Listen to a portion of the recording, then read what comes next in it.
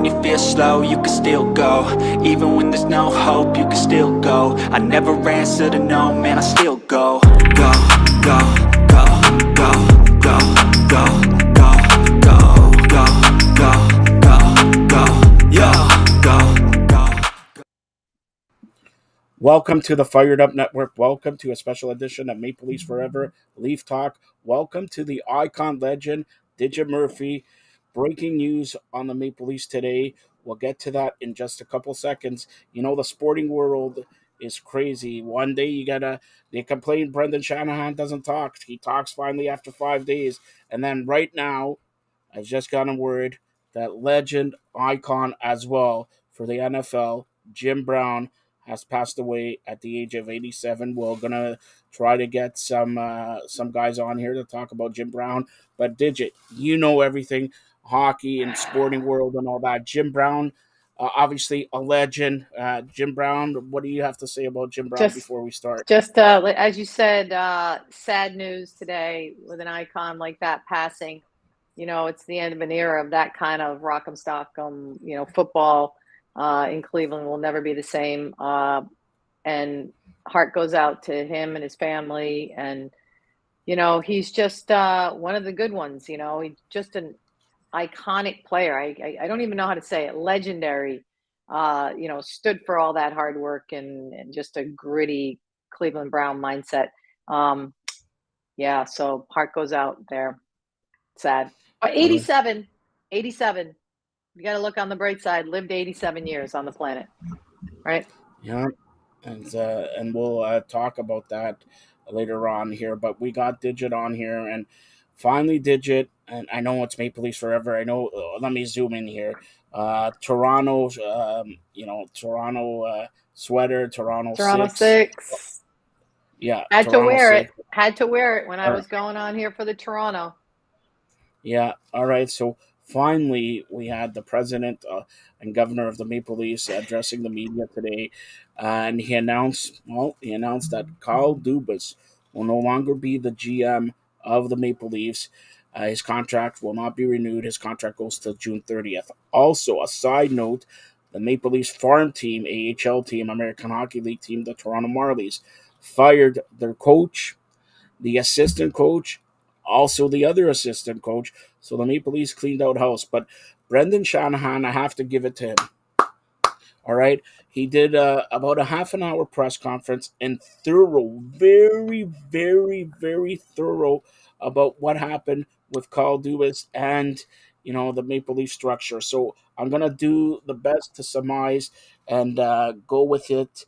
And we have somebody from TSN, also Eric Cohen here, talking about it and all that. He's basically, you think the Greek is a leaf blower. This guy is even a bigger leaf blower than anything. Eric, meet Digit Murphy, the icon legend, the Don Cherry of Lady. Hey, how you doing? Nice to see you.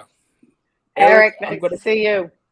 I'm going to tell you one thing, one rule. Do not ask Digits for her digits. I'll all right? Do not try to ask respect myself. Digits. All right. So I'm going to get first with Digit here. The Maple Leafs letting go of Kyle Dubas and Brendan Shanahan doing a great, great job here. He basically told us what happened in the off season. They tried to offer him an extension. And then the board said, we're not going to offer you extension. And he said, okay, he's okay with it and everything like that. Throughout the season, he did not want to talk about an extension. So Brendan was talking to Kyle Dubas' agent.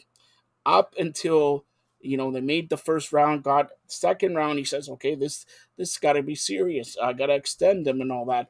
So they come to sort of an agreement, Brendan and the agent, okay? Second round finishes and all that. And up till Monday, this is before Dubas comes out and talks to the media. Brendan told them he will not talk to the media till we have you signed. So the Maple Leafs wanted Kyle Dubas back.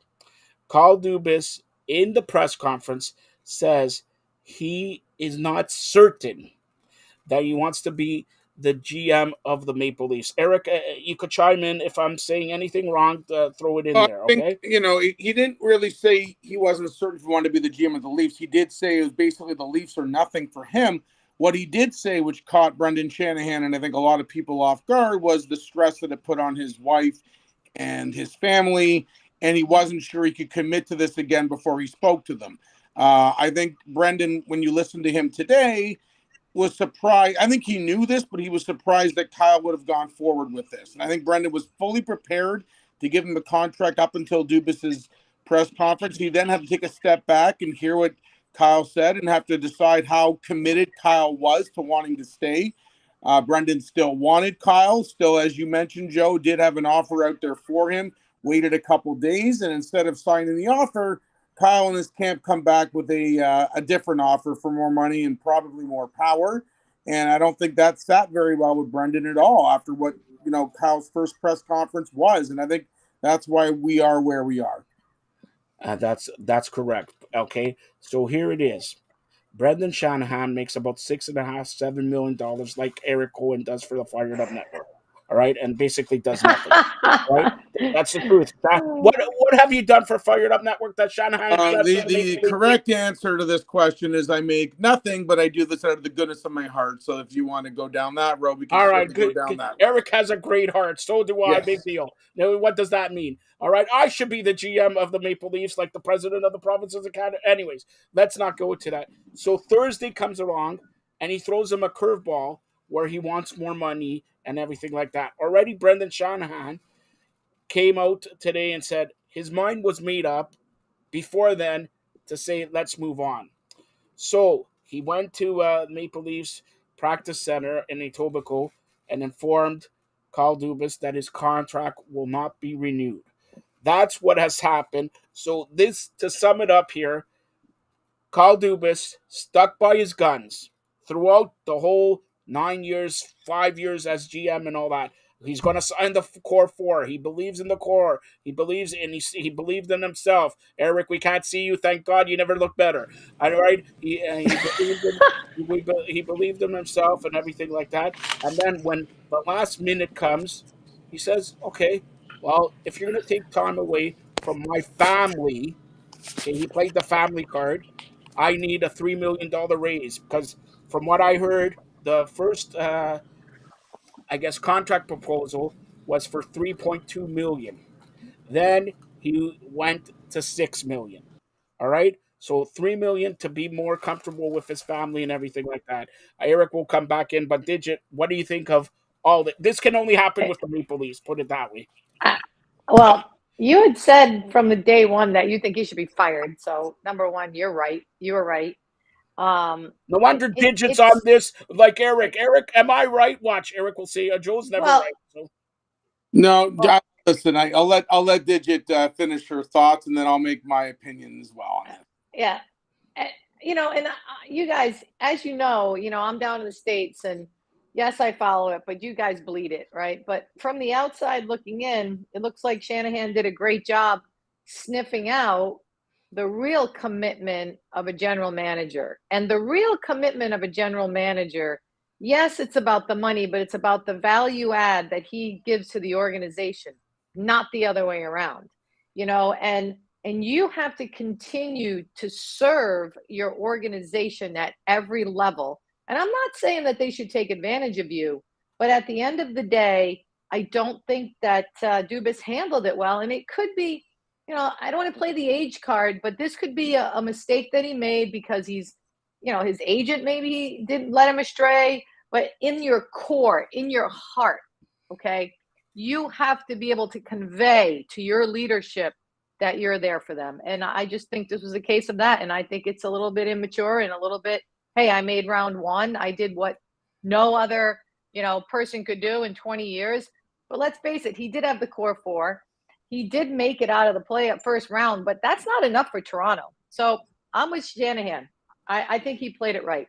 Yeah, I think Digit makes a lot of great points. I think Kyle really overplayed his hand here. I think he thought that, he knew Brendan wanted him back. He knew that the MLSE wanted him back. And I think he thought that he was going to get a blank check, and that just wasn't the case. We all have a lot of pressures in our jobs, balancing our jobs with our family life. Like, listen, over COVID, when, I'm sure I wasn't alone here. I was working from home. I was raising a child. I was trying to do both at the same time, and it's not easy to do everything. And I think Kyle probably did get some pressure from his wife, who does have a couple of young children, that he probably wasn't there enough and wasn't around. But I mean, if you want one of these jobs to be the general manager of probably like the New York Yankees of the NHL, which is what the Toronto Maple Leafs is, you have to understand the commitment that's involved.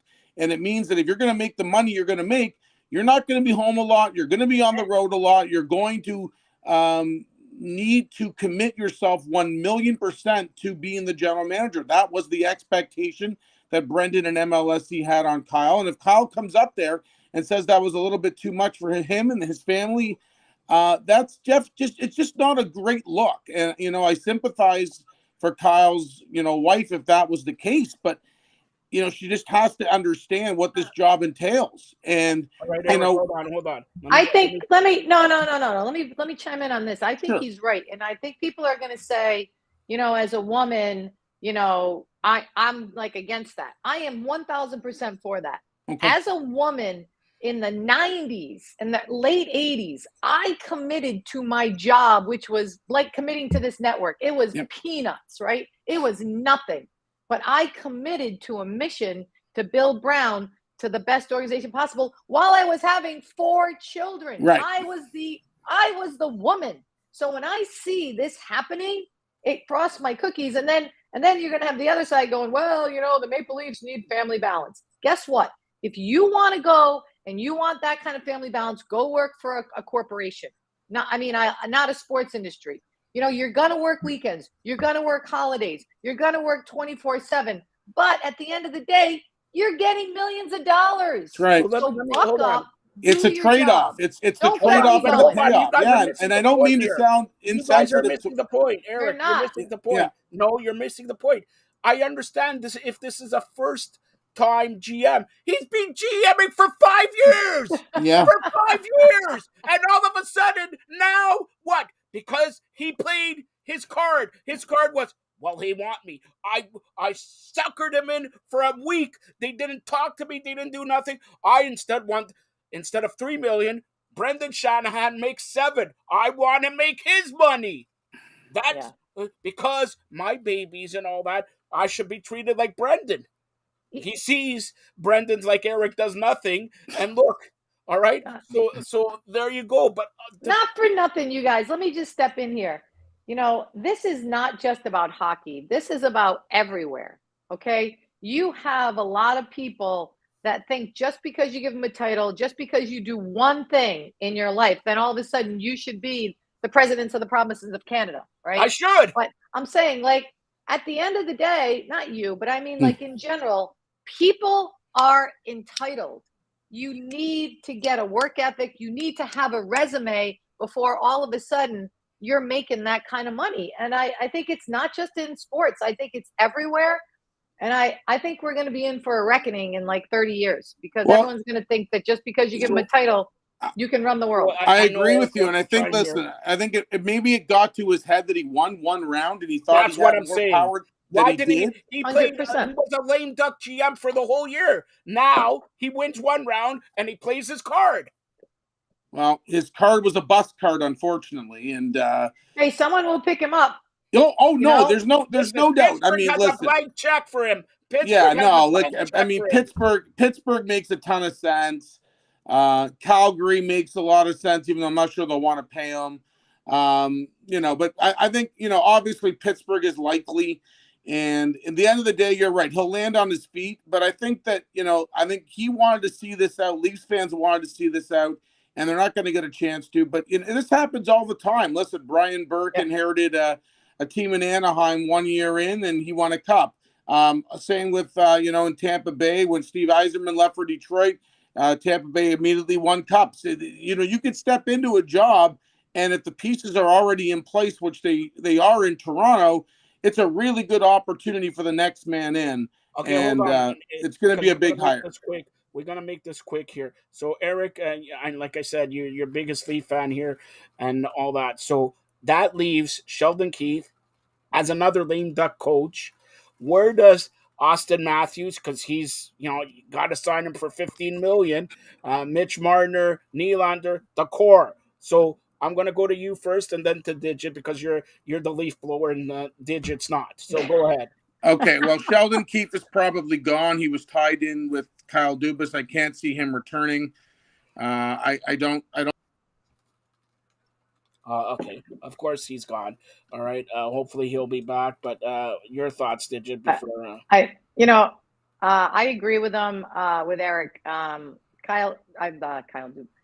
Sheldon Keefe, I think, is gone. I'm not gonna lie. I think he could have done a better job in the playoffs. I think that you could really tell that they were just happy to be in the playoffs. And my expectation for a coach at that level is higher than just making that round. However, on the other hand, like, look at the Panthers, like, they're just crushing life. So they got a rough draw. Who knows? They may beat Boston, but I think he's gone. And what was the other one you said? And what did they do with Matthews, Nylander, Matthews? Marner? I think they're going to trade Matthews, or Matthews going to leave. They can't trade him, right? He's got 1 year left. Yeah, this year they could trade him and get full value, because next year he's a restricted free agent. Yeah, I think. I mean, think about it, right? I mean, he's probably not going to stay anyways. So I would take my chances and see if anyone wanted him. So, everyone's going to want him. Maybe he'll come to the Bruins. Yeah, right. You talked about Florida and Carolina.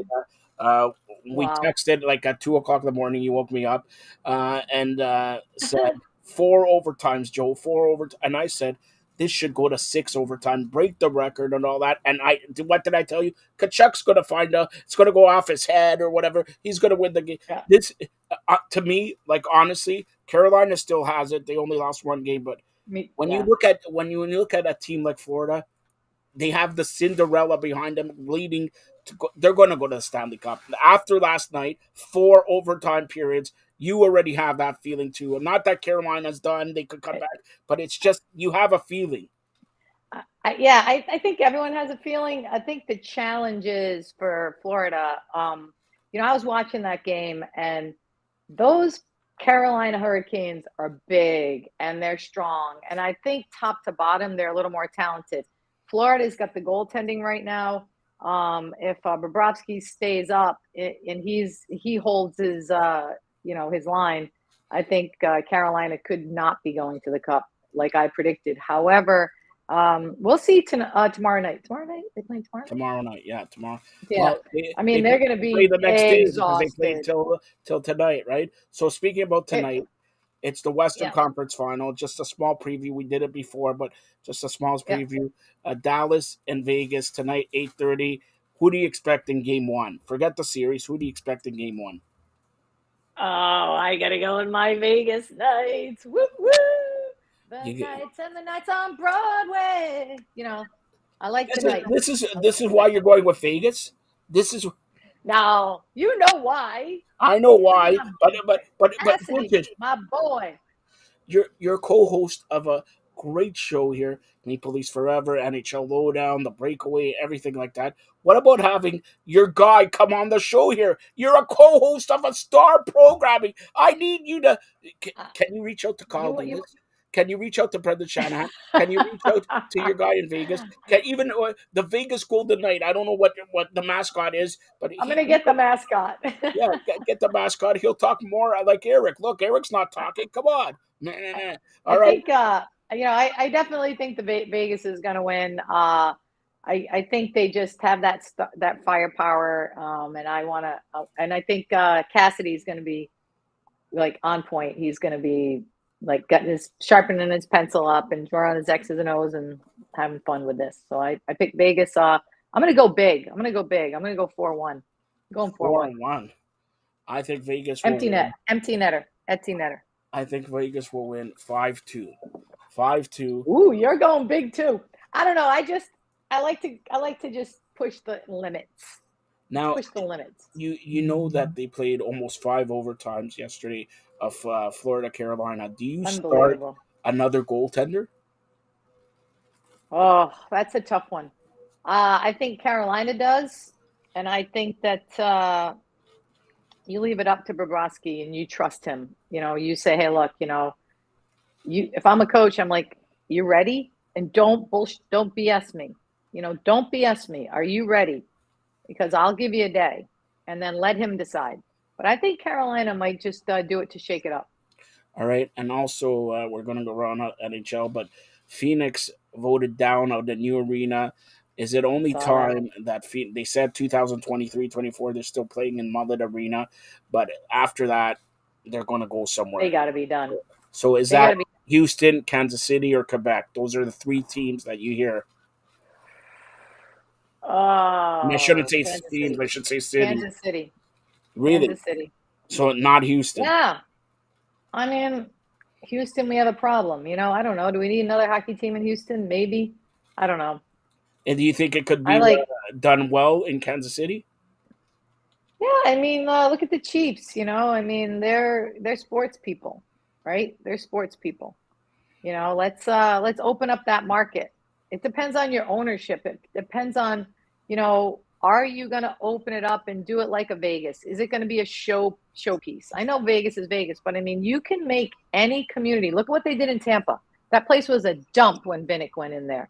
20 years they built it up. 10 years they built it up.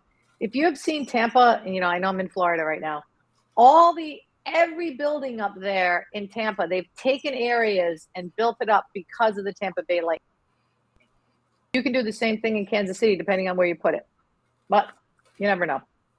All right, and I know this Maple Leafs forever, but we're talking everything NHL. Now we're going to switch to basketball. Tonight is the start of the WNBA season. I have to mention, because I got Digit Murphy on there, in Florida, where they don't have a team yet, but is there a buzz in the States about the WNBA? Because here they came out here last week and they had 20,000.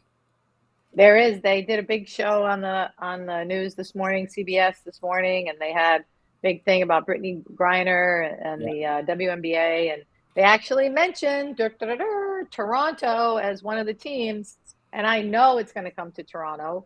But as you know, the first pro team was hockey, man. It was hockey, it should be, but we definitely need basketball up there. We need an NWSL franchise or United UWSL. They have a new league in soccer. So women's sports, man, it's the future, and people need to get on board, man, because we're going to have fun with women's sports too. Yeah, definitely. And the WNBA, like I stated, is going to come to Toronto 2025. Bank on it. And they had the logo for soccer, the World Cup soccer here in Toronto, U.S. and Mexico. They unveiled the logo yesterday, 2026 World Cup also. And but Digit, you know what my last question is? All right, you know what my last question is? Go ahead, tell everybody. I can't tell you. I cannot tell you about the WWE. I can't reveal any of my secrets. I can just say that it's not only hockey. Remember that. It's only about women's opportunities with me. Hockey is part of the opportunistic mindset of Digit Murphy. We got to increase opportunities for girls and women. That's the next step. So at Digit Murphy. That's my Digit Murphy. Digit Murphy. I'm going to close out with this, okay? So now the general manager of the Maple Leafs is gone. We don't know about the coach or whatever. But since I'm the president of the province of Canada, mayor-elect of North America, soon to run for the mayor of Toronto, I'm going to give you the hat. You are the new GM coach of the Toronto Maple Leafs. What's the first couple moves you do? You said coach or GM? Both. Oh, I'm the both. Yeah. I definitely see what I can get for Austin Matthews, because I don't think he's staying. Or as me, Digit Murphy coming in, I'm going to convince him to stay, and I'm going to build a team around him. And I think he has the ability. I think part of the Maple Leafs problem right now is they're a little disjointed in their culture. Get back to, you heard Paul Maurice say last night. I don't know. Did you watch his press conference? Yes. He said his first 5 days of training camp was ridiculously hard. And that's where he set the tone. So if I'm coming in as the GM coach, like Bill Belichick, I'm coming in, I'm setting the tone, I'm setting the mission, and I'm saying, these are the people that are going to fit into our mindset. And it could be a short-term jump to that Stanley Cup, or it could be long term, but it's going to be the same mission, and you build your players around that. And I think that's what the Toronto Maple Leafs are missing. They just want to get to the cup. They're not taking the steps to actually educate the players, the community, and the people on the bus about what the mission is.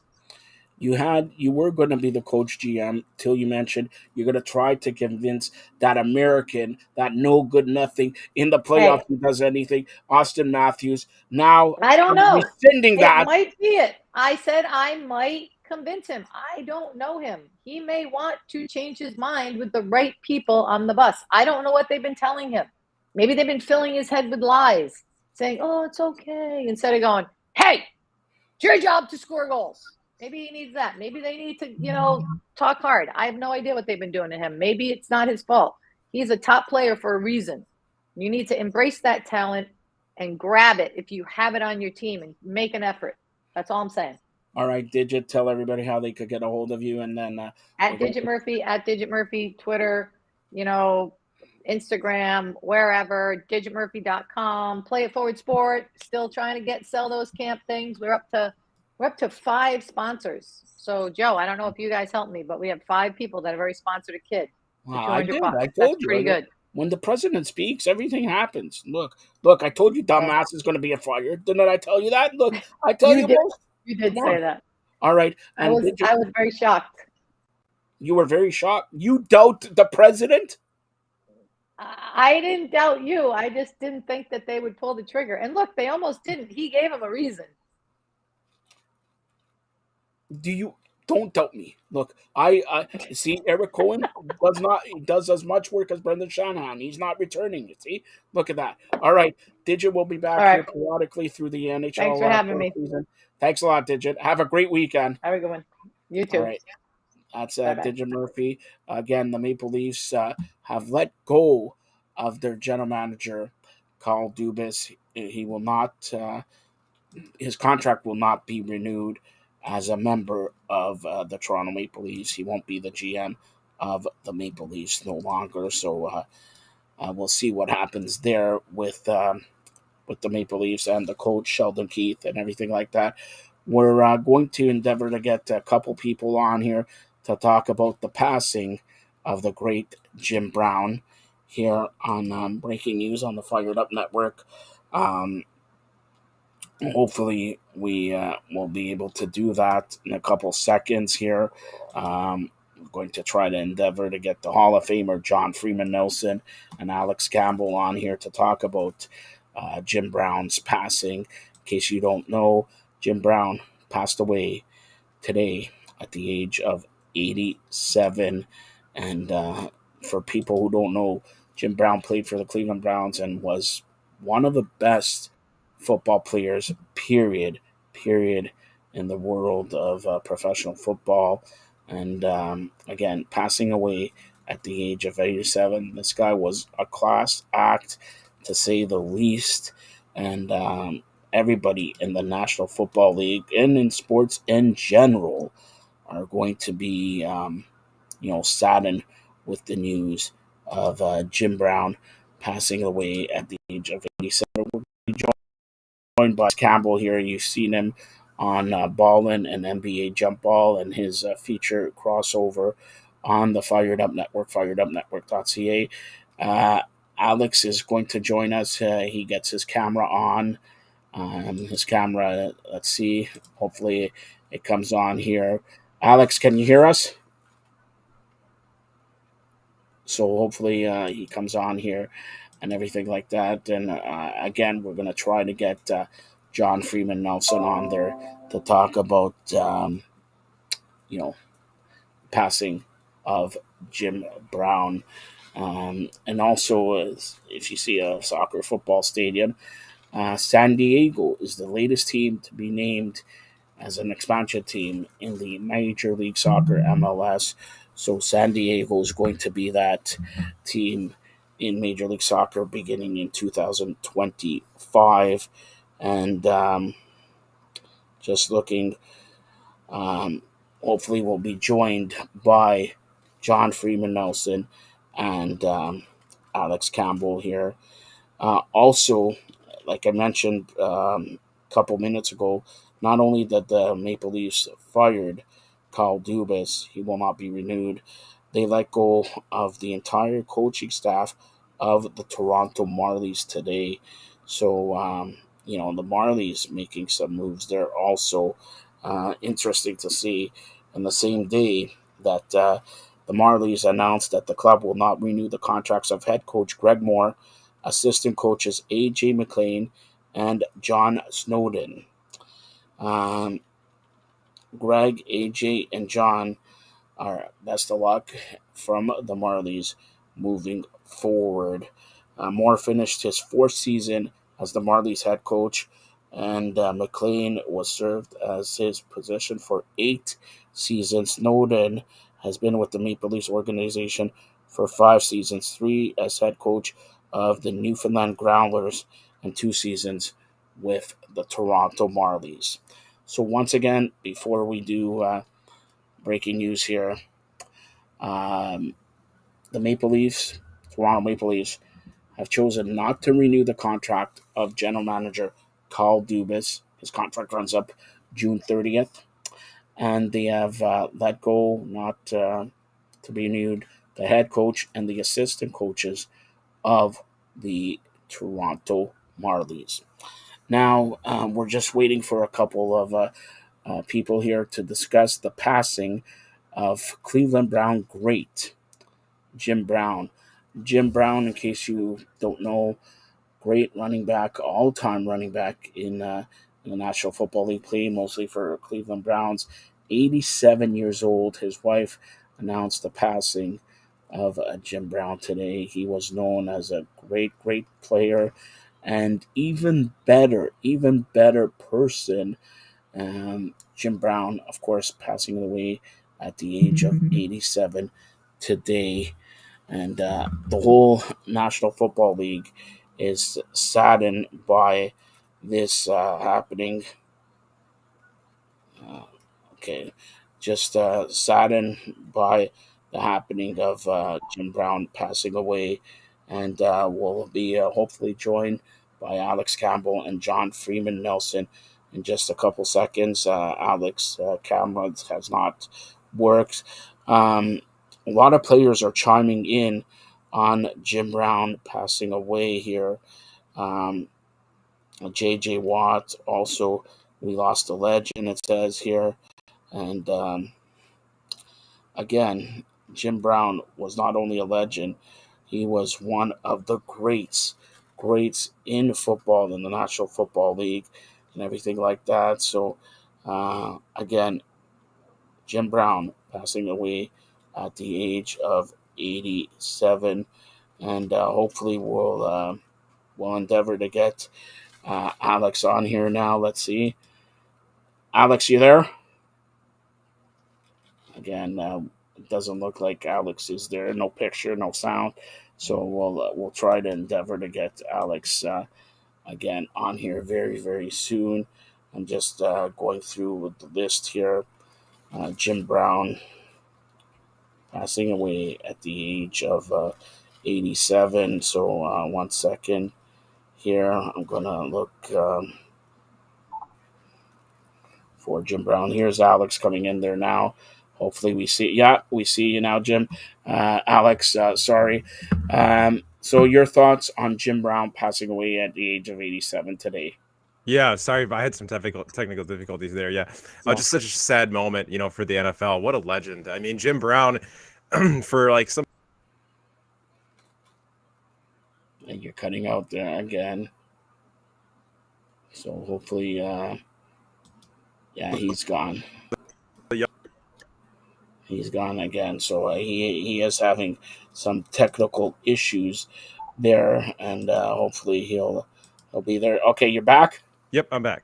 Okay, go ahead. Sorry. All right, I was just saying. So from our younger viewers out there, you can hear me now, right? Yes. Okay, perfect. That Jim Brown. I mean, look, he was in the NFL for 9 seasons. He had a really interesting story. Similar to Barry Sanders, he actually walked away at a time that a lot of people considered he was, at his prime or towards the end of his prime. He was offered a role in a movie in London, and Art Modell, the owner of the Browns at the time, had said, look, if you're not back in time, for practice today, we're going to fine you and such, even though he was in London earlier in the day. He said, you know what, I quit. And that was it. He retired from the NFL at the age of 30. He played in the NFL for 9 seasons, and he was a Pro Bowler for 8 of those seasons. And actually, in his final year at 30 years old, he ran for over 1,500 yards and 18 touchdowns, led the NFL in both categories. Just what he also went to Syracuse, was played on the lacrosse team. He's known as one of the greatest lacrosse players of all time. I'm not sure if you knew that. He was on the Syracuse basketball team as well and averaged 13 points a game. Maybe we should talk to some guy named Norm something or other, and he'll be raving. But everybody, I was just looking on Twitter. All the players are really saddened by this. All the players never said a bad word about Jim Brown. And you know what? When he was playing, he was awesome. And then when he stopped playing, he was more awesome. If there's a word, everybody looked up to him. He was a great speaker, and it's just, I still remember him. I met him once or twice. Very classy individual. Spoke like when he spoke, it projected everything like that, and everybody was standing at attention, listening to what he's saying. Be it running back, be it we got to get wide receivers, better quarterback, better everything. It was just something to behold. The presence, like when you're in the presence of Michael Jordan, it's like the presence. And this guy, and like you said, he didn't have a real long career, but when he carried the ball, and he played for the Cleveland Browns, and some fans who are Cleveland fans, I don't know why, still will remember Cleveland, and he got Cleveland on the map. And we're joined by the Hall of Famer John Freeman Nelson of OSG Sports in Atlanta. John covers everything: football, soccer, lacrosse, wrestling. Anyways, Jim Brown, what did it mean to you passing at the age of 87? I mean, when you always lose a Hall of Famer, Joe, it never sits well, and you always sit there, and you never want to let those that impact you the way that Hall of Famers do. You never want to let them go. And I mean, Jim Brown had been in challenging health for a very, very long time. And I mean, there's no other way to say it, but it stinks. I mean, there are other ways to say it stinks, but, 87. And to think of the life that Jim Brown led and how he will be remembered. He'll be remembered for what he did on the football field, setting the record for 100 touchdowns in just over 90 games. And then that record was broken by LaDainian Tomlinson, to give you an idea how long that record stood. Mm-hmm. And then someone who was, he's filming a movie. I think he was filming The Dirty Dozen. It was The Dirty Dozen. Yeah. And so Alex, he's filming The Dirty Dozen. Art Modell is mad. It's like, I want you in training camp. I'm going to fine you $1,500 a week, for not showing up. And then Jim Brown was in the final year of a deal. He's like, all right, fine, I retire. I'm done. And, to see that section of his life occur the way that it did, where he was a leading man, and he was in the spaghetti westerns, and he was in westerns that were, that were filmed in Spain, that were a part of his dossier, and getting into the movies in the late 60s and 70s, and having all those bit parts that we know and the parts that were impactful, going to Any Given Sunday when he would do that. And he would do episodic television as well. And then definitely not to discount what he did for the civil rights movement in the United States in the 60s and 70s and 80s, and not giving up on that, and always being one of those cornerstones that we can always reference when it came to the civil rights movement and what it meant to anyone that he touched and anyone that was in his sphere. So you lose someone in Jim Brown, not just for the athlete, but for the impact that he had when it came to day-to-day lives for Americans. And it is a three-dimensional loss. And it's very, very rare that we have losses like that when it comes to someone who we think of as athlete first, but it really is a three-dimensional loss, Joe. All right, John, I know you got to go in a couple of minutes, but I got to ask you this. Mm-hmm. Rate the top 2 or 3 running backs in the National Football League all time. Oh, I mean, Jim Brown for me was number one. I mean, that's an easy one because of what Jim Brown did in the short time that he did it in. Jim Brown for me will always be number one. I will preface what I say, even though I've already done a paragraph. I will preface what I say by I'm not the kind of guy that blends eras. People sit there and say, okay, who is the greatest home run hitter of all time? And I'll sit there and I will always go to Hank Aaron as my default because of how the game changed as we went forward. And it changed in multiple ways. Don't get me wrong. I'm not going to ignore that. But the game changed in baseball multiple times and for multiple reasons.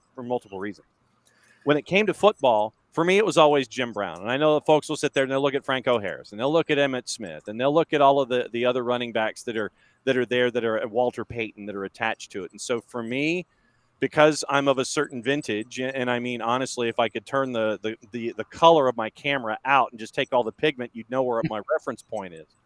For me, it's Jim Brown, Walter Payton, and then probably Emmitt Smith as my 1, 2, and 3. But because, once again, I'm coming at it from a certain demographic, that's how I'm leaning into it. For me, Jim Brown, number one, no question. Barry Sanders, part of that number 4, no question. So it's probably, now that I mention it out loud, it's probably some combination of Jim Brown, Walter Payton, Barry Sanders, Emmitt Smith. That would be my 4.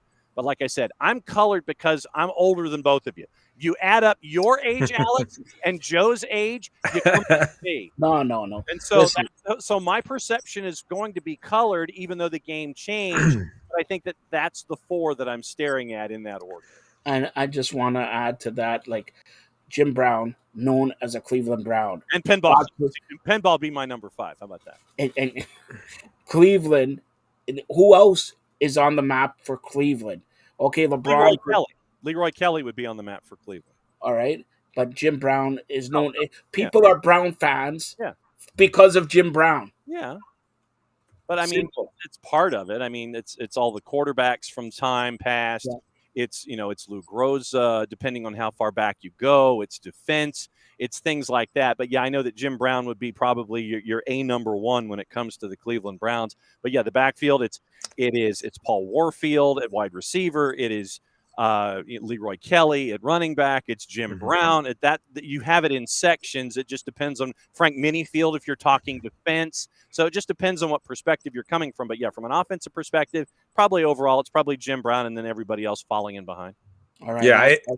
Go ahead. I was going to say, in all of Cleveland sports history, it's on the call it the echelon of Cleveland sports, hierarchy. It's got to be Jim Brown and LeBron James stand alone in their own tier. Well, I mean, but then you got to get into the Indians, though, and then you get into Bob Feller and Lou Boudreau and things like that. So, I mean, it's once again, you're looking at it from your perspective. I mean, I mean, you're looking at it from your age perspective on your driver's license, Alex, I'm sure. I mean, like I said, I look at it because, like I said, add up your age and Joe's age, you get me. And so that's why I would bring Bob Feller into the discussion. John, you're only 2 years older than me. What are you complaining for? All right. So I didn't talk about this on the soccer show, but as you leave us, what do you think? And, for Alex, you don't know, our corporate offices in the States for Fired Up Network is based out of San Diego. Right? Oh, yeah. John used to be a lover of the San Diego Superchargers. Yeah, I used to be. And then they moved. So not the LA Chargers, Superchargers. What do you think of San Diego and the MLS? Not a surprise. I mean, when you have Mohammed Mansour and the Siquan tribe dropping $500 million, what's Don Garber going to say? I mean, you walk up to Don Garber and you go, Mr. Garber, I have a piece of paper, and if I write a big number on it and hand it to you, and it just happens to have a check attached with my signature, are you going to sit there and say no? I mean, it makes a lot of sense considering what we saw with the NWSL, and it's going to be the same facility. They're playing at Snapdragon, and we know that they've gotten 35,000 in Snapdragon Stadium for soccer. So not a surprise. FC San Diego or San Diego FC, depending on what they're going to look at. Do you put the football first or do you put San Diego first? They're trying to figure that out.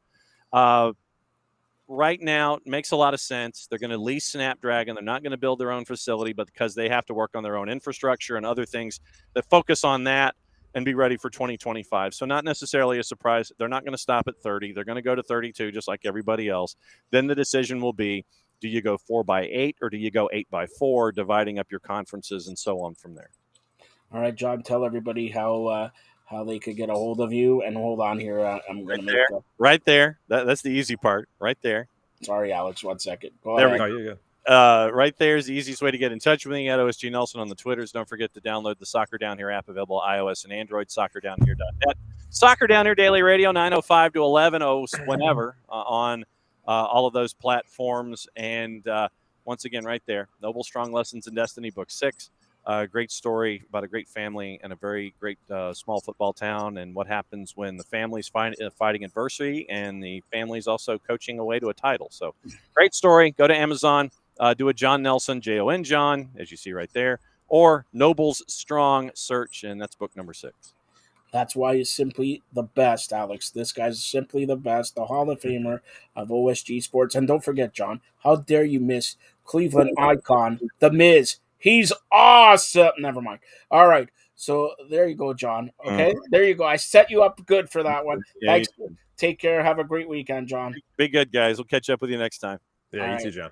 John Nelson. And I left you here. We got about 5-10 minutes left before we're going to close out the show here. You're known for the crossover and you're known all this. You see, do you move from that basketball shrine that you have there? Let's go to game 2 of the Eastern Conference Final between the Boston Celtics and the Miami Heat. And my question is, let's do number 22. Number 22 for Miami. Yes, if he was going to play like number 6 or number 23 from Chicago or number 6 from the Lakers or whatever, is Boston gone? Is Boston gone? Because it doesn't seem like this guy is on fire. If you see his eyes, he is focused on one thing this year. Yeah, I think Boston does prevail in the series. I still think that, even though with the game 1, let's not forget. I mean, Boston has lost game 1 of the last every series so far in these playoffs. I mean, this isn't new territory for them.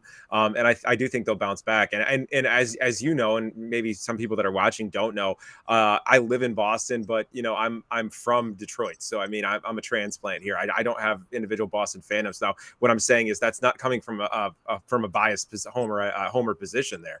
You know what I mean? I just think that Boston is ultimately a lot deeper than Miami. And that depth will pay off, and Tatum will go off in a few of these games, and Jaylen Brown will be a constant force. Basically, Miami needs a lot of things to go right, but and I think we also talked about this on our show too. It's really about the coaching battle between Spoelstra and Joe Mazzulla, and that'll be really interesting to see tonight. I tell you what, Boston will lose if Mazzulla gets out coached like he did in game 1. That was brutal. That the halftime adjustments that Spoelstra was able to make that Mazzulla couldn't keep up with, that was hard to watch. So you're saying Boston takes it tonight? Yeah, I think Boston takes it tonight. Yep. They preserve not getting blown out in their home court, and then they'll take it back to Miami and go from there. But yeah, I think they'll get it. It's going to be a rocky series. I wouldn't be surprised if it goes 7 though. All right, so let's look at game 2 of the Western Conference Final between the Lakers and Denver Nuggets. Good game, very good game, very close game. Denver coming back from behind. But again, nobody talks about – you got LeBron James. Everybody's talking about LeBron James AD. But what about Denver's 2 stars? Of course, Jokic, and this is a shout-out to Drew Ebanks in his afro.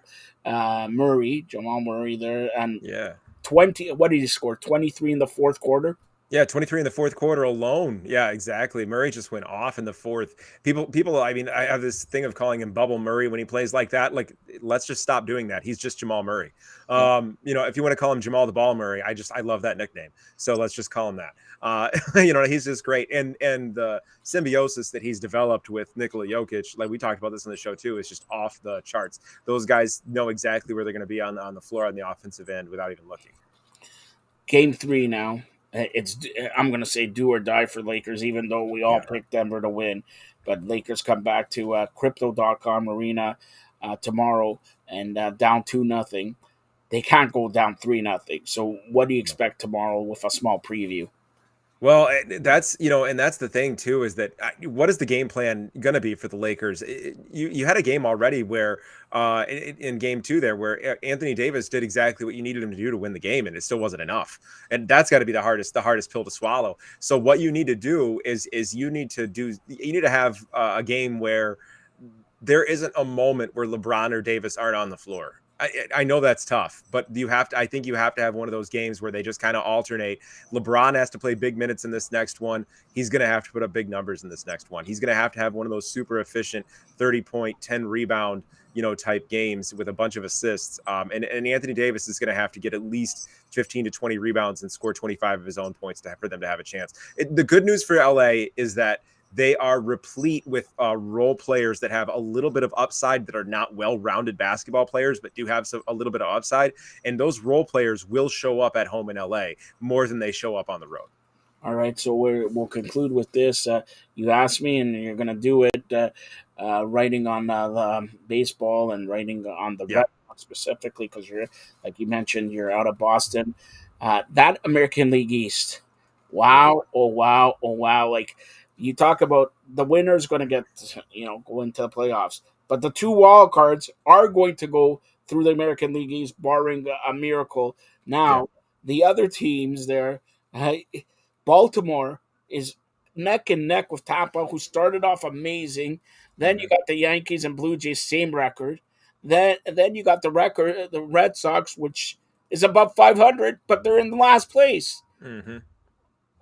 What about the Red Sox this series? And talk about how surprised are people in Boston, or are they talking about it because you had the Bruins? Okay, they collapsed. You have the Celtics in the Eastern Conference Final.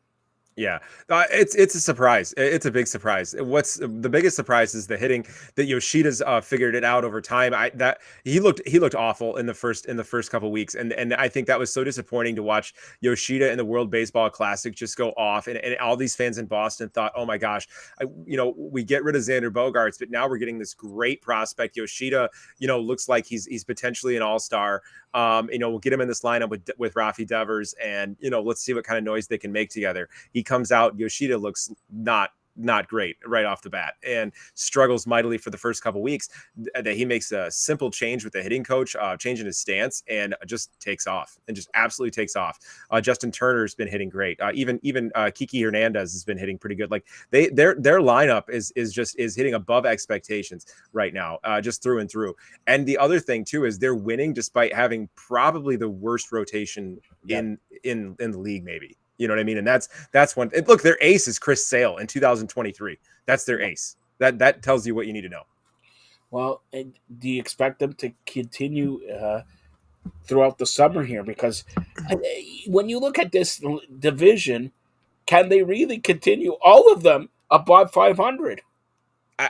I think that Toronto, Baltimore, basically everyone except Boston has the goods, has it on the roster, has what it's needed in the tank to do it, to stay above 500 the entire time.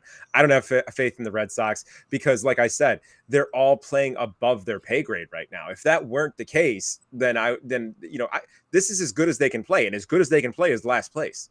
You know what I mean? And good news for them that they're playing as good as they can. But like, if this is the peak, then that's not going to be good enough. All right, Alex, as we close out, is there any other thing in sports that you want to talk about? Right now, I'm just enraptured with the conference finals. I mean, it's just, and I guess like one theme I want to talk about with the NBA playoffs is just kind of revel at how good the NBA playoffs have been this time around. They've done such a great job. I think specifically with they got lucky with kind of how the stars have aligned with the players that are in the mix and everything like that, and the theater that it's created. You get a rematch with the Lakers and the Warriors, which was amazing. You get the rematch with Boston and Miami, that's great. But on top of it, it's a game every single night, and that's keeping people engaged. And this is the first time in a long time I can remember that the NBA playoffs don't feel like they're taking too long, and they also don't feel like they're pointless. I don't have a series here where I feel like this is like whatever, we're going to get through this in 4 games and forget about it. So it's been great for the NBA, and it's been so much fun to watch, and I can't wait to see who's in the actual finals. And tonight starts the WNBA season. Anybody talking in Boston about WNBA? Not, I mean, not that I've heard currently, but all, the last big news around here with women's basketball at all was the Final Four. I know you guys had the Yeah. big event at Scotiabank and all that, with the WNBA, but that was the last thing we pretty much heard here. But I still think, and I said this, a couple weeks ago, is that I still think that, that Final Four run puts a big boost into women's basketball, and it's gonna run into this WNBA season, and hopefully create some excitement about this WNBA season. You know what I mean? And I don't know about you, but I look for that league to be solvent and on its own feet, and by probably the next 10 years with the pace that it's on. All right, that's Alex Campbell here. Alex, tell everybody how they can get a hold of you. Yeah, I'm Alex Campbell 517 or at Alex Campbell 517 on Twitter. Like you said, I do the crossover series of articles and a couple pre-games, post-games. I'm on NBA Ballin' with Drew Ebanks and yourself, Joe, the president of the province there. and yeah, Instagram, same thing, Alex Campbell 517. All right, that's Alex. So thank you to Alex. Thank you to Eric Cohen. Thank you to Digit Murphy. And thank you to the Hall of Famer, John Freeman Nelson of OSG Sports in Atlanta. Stay tuned for more great programming here on the Fired Up Network. And download the Mometu app. Download the Mometu app, and you download it. You could see us on Roku TVs. You could see us on Amazon Fire TVs, on Samsung TVs, on Apple Plus, on Android TVs. Boy, we're on a lot of. Maybe you got to shave a little bit. Like, look, I You think I should shave a little bit? You think so? Yeah. You gotta shave. I'm thinking maybe a haircut too. Like, this is getting the long hair. Got a style that, like you're in Boston. I talk about the Miz of Austin and all that, but you gotta look like, if you're with the president of the provinces of Canada, you gotta be like Ric Flair, limousine riding, jet flying, son of a gun. Woo! Come on, give me that woo. Come down and give me the woo. But never mind. But thank you for watching here, Maple Leafs Forever and Breaking News. Stay tuned for more great programming. And Alex, be sure to read Alex' column on the firedupnetwork.ca. He's going to have pre and post game and do some comments, and also audio version on 212 platforms: Iheartradio, Spotify, iTunes, even Alexa. So check it out. Fired Up Network is the place to get. And we have done, Alex, you heard it, we have done a deal with the Junkyard Dog. You were on the show with him. Yes, the sir. Junkyard Dog, Jerome Williams. We're going to cross-promote some stuff and have some great interviews. Last night from Boston, Brian Scalabrine got on here. And Scal's a great interview. I've heard him on the radio a number of times. And we're soon we are going to have Dr. J. No, not Dr. Joe. I'm the president. Dr. J. That's so exciting.